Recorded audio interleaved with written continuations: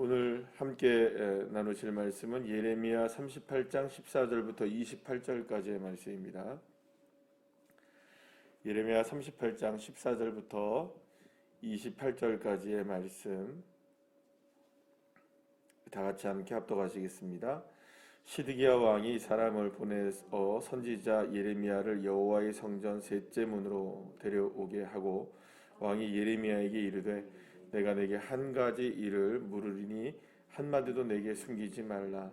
예레미야가 시드기야에게 이르되 내가 이 일을 왕에게 아시게 하여도 왕이 결코 나를 죽이지 아니하시리이까. 가령 내가 왕을 권한다 할지라도 왕이 듣지 아니하시리이다. 시드기야 왕이 비밀이 예레미야에게 맹세하여 이르되 우리에게 이 영혼을 지으신 여호와께서 살아계심을 두고 맹세하노니 내가 너를 죽이지도 아니하겠으며 내 생명을 찾는 그 사람들의 손에 넘기지도 아니하리라 하는지라. 예레미야가 시드기야에게 이르되 만군의 하나님이신 이스라엘의 하나님 여호와께서 이와 같이 말씀하시되 내가 만일 바벨론의 왕의 고관들에게 항복하면 내 생명이 살겠고 이 성이 불사름을 당하지 아니하겠고 너와 내 가족이 살려니와 내가 만일 나가서 바벨론의 왕의 고관들에게 항복하지 아니하면 이 성이 갈대아인의 손에 넘어가리니 그들이 이 성을 불사를 것이며 너는 그들의 손을 벗어나지 못하리라 하셨나이다. 시드기야 왕이 예레미야에게 이르되 나는 갈대아인에게 항복한 유다인을 두려워하노라. 염려하건대 갈대아인이 나를 그들의 손에 넘기면 그들이 나를 조롱할까 하노라 하는지라. 예레미야가 이르되 그 무리가 왕을 그들에게 넘기지 아니하리이다. 원하옵나니 내가 왕에게 아뢰는 바 여호와의 목소리에 순종하소서. 그리하면 왕이 복을 받아 생명을 보전하리시리이다. 그러나 만일 항복하기를 거절하시면 여호와께서 내게 보이신 말씀대로 되리이다. 보라, 곧 유다 왕궁에 남아 있는 모든 여자가 바벨론 왕의 고관들에게로 끌려갈 것이요 그 여자들은 내게 말하기를 내 친구들이 너를 꾀어 이기고 내 발이 진흙에 빠짐을 보고 물러갔도다 하리라. 내 아내들과 자녀는 갈대아인에게로 끌려가겠고 너는 그들의 손에서 벗어나지 못하고 바벨론 왕의 손에 잡히리라. 또 내가 이 성읍으로 불사름을 당하게 하리라 하셨나이다. 시드기야가 예레미야에게 이르되 너는 이 말을 어느 사람에게도 알리지 말라. 그리하면 내가 죽지 아니하리라. 만일 고관들이 내가 너와 말하였다 함을 듣고 와서 내게 말하기를 내가 왕에게 말씀한 것을 우리에게 전하라. 우리에게 숨기지 말라. 그리하면 우리가 너를 죽이지 아니하리라. 또 왕이 내게 말씀한 것을 전하라 하거든 그들에게 대답하되 내가 왕 앞에 간구하기를 나를 요나단의 집으로 되돌려 보내지 마옵소서. 그리하여 거기서 죽지 않게 하옵소서 하였다 하라 하니라. 모든 고관이 예레미야에게 와서 물으매 그가 왕의 명령한 모든 말대로 대답하였으므로 일이 탈로 되지 아니하였고 그들은 그와 더불어 말하기를 그쳤더라. 예레미야가 예루살렘이 함락되는 날까지 감옥들에 머물렀더라. 아멘. 할렐루야. 그 영화 곡성에서 가장 유명한 대사라고 해요. 저는 그 영화를 보지는 않았는데 거기서 이런 얘기하죠. 무엇이 중요한디 이런 얘기를 하는 것 같아요. 오늘 본문에서 만나게 되는 시드기야와 예레미야의 그 대화 속에서 보게 되면 그 시드기야라는 이 왕이 정말 무엇이 중요한지를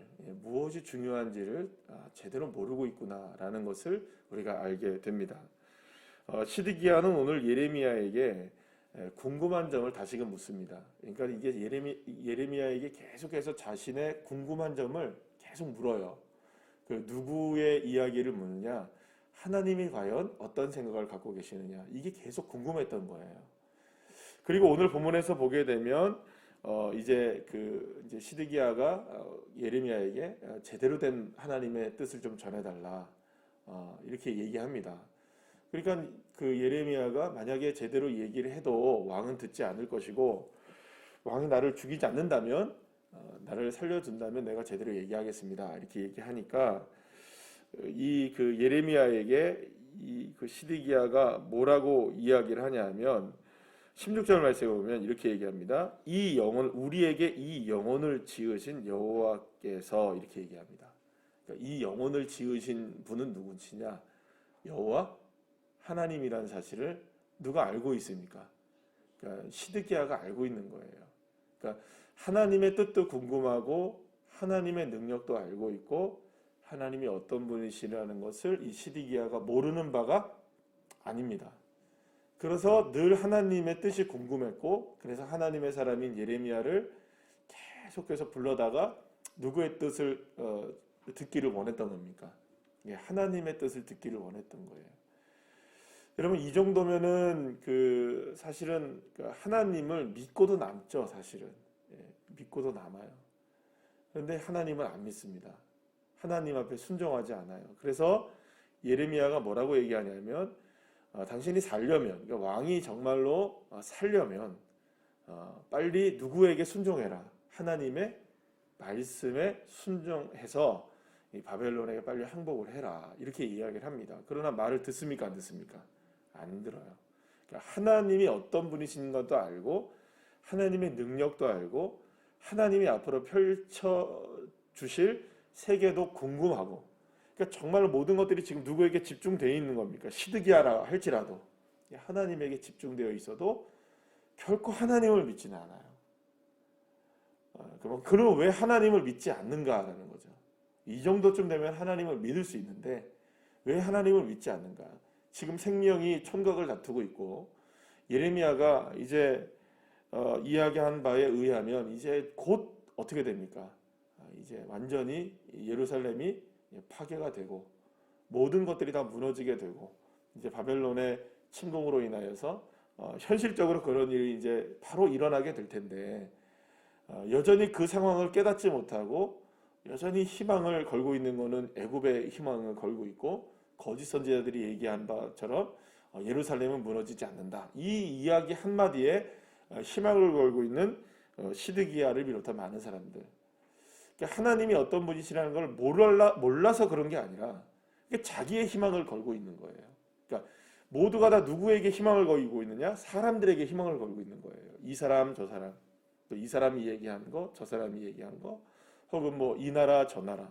그러니까 사람들을 그토록 의지하고 있는 게 지금 누구입니까? 시드기야의 모습이고 또 결국에는 그것이 이제 누군가를 의지하는 것이기도 하지만 누구의 생각이 옳다고 생각하는 겁니까? 내 판단이 옳고 내가 생각하는 게 맞다라고 생각하는 자기의 생각 혹은 뭐 다른 사람. 그러니까 결국에는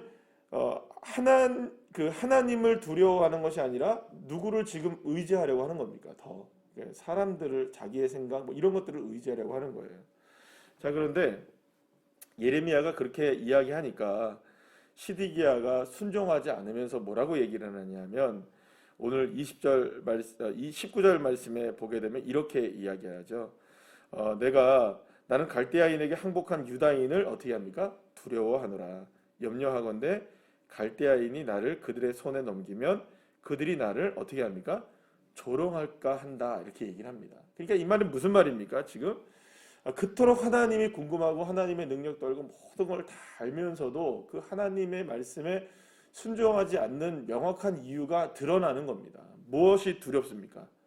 사람들의 조롱이 두렵고 결국엔 사람들이 두려운 겁니다. 하나님이 두려운 게 아니고 누가 두렵습니까?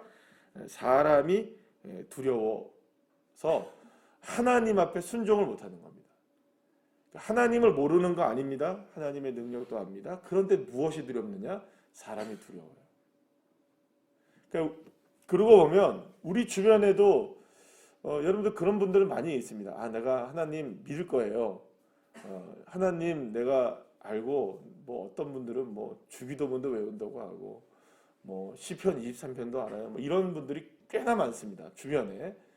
예전에 어렸을 때 교회 다녔었어요. 근데 지금은 뭐 결혼하고 나서 안 다니고 있어요. 시집이 전부 다 교회를 안 다녀서 나도 지금 안 다니고 있어요. 이런 사람도 많아요. 그러니까 나중에는 하나님 믿을 거예요. 그럼 왜 지금 못 믿느냐? 하나님이 어떤 분인가 다 안다는 거예요. 하나님이 어떤 분인 것도 알고 자기가 믿어도 받고 싫지도 않은 거예요.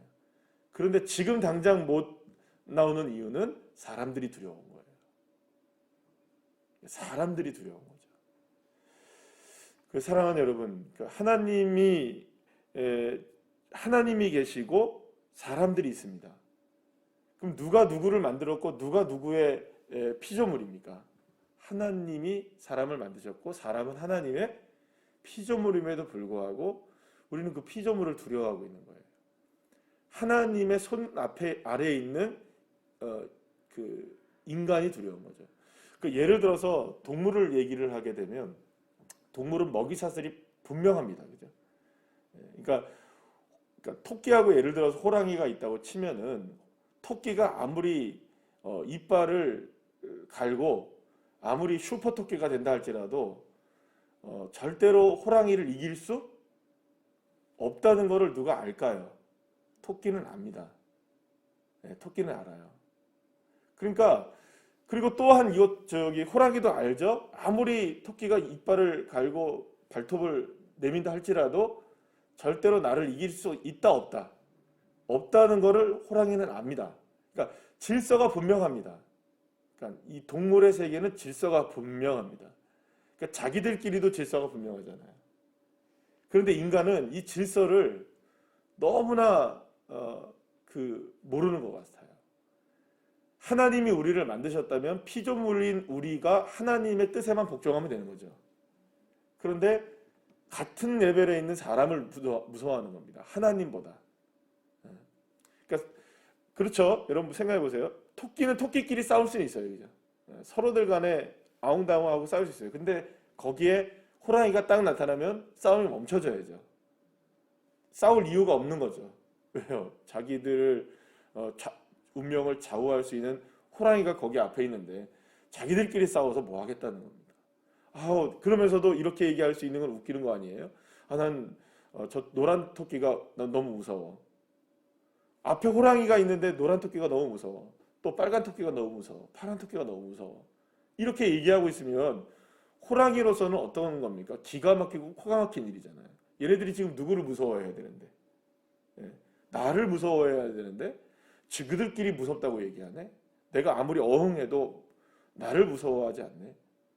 여러분은 토끼들이 정신이 나간 거죠. 지금 누가 그런 모습이 보여지고 있는 겁니까?